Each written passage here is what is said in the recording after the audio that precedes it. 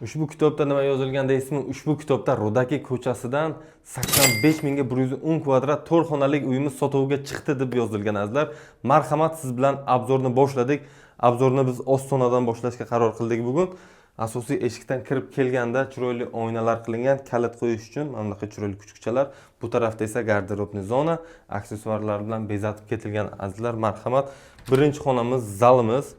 Oshxona bilan birga qilingan. Bu yerda parda gilam, televizor, konditsionerlar o'rnatib ketilgan. Prixoshkaga bitta e'tibor bering. Eshikdan kirgandan mana shunaqa jurnalli stollar qilingan, soatlar, mana bunaqa chiroyli bezovlar va kartinkalar qilib ketilgan. Marhamat, endi oshxonamiz bo'lyapti. Parda gilamlar, texnika, xolodilnik, stiralniy barcha sharoitlar qilingan, duokonturli kotel va tepli pollar qilib ketilgan. Ana endi birinchi kattalar yotoqxonasi bo'lyapti. Juda ham chiroyli mebel dizaynlar qilingan. Bu yerda ham konditsioner, parda gilamlar to'shab ketilgan. Prixoshkamiz kattagina va uzun, mana bunaqa chiroyli kartinkalar bilan bezalgan. Devorlarimiz atachento qilingan azizlar. Umumiy sanuzel, stiralniy barcha kerakli jihozlar qilib ketilgan. Batareyalar o'rnatib ketilgan. Bolalar yotoqxonasi ikkita bolalarga mo'ljallab ketilgan. Barcha o'zini kerakli sharoitlari qilib ketilgan azizlar.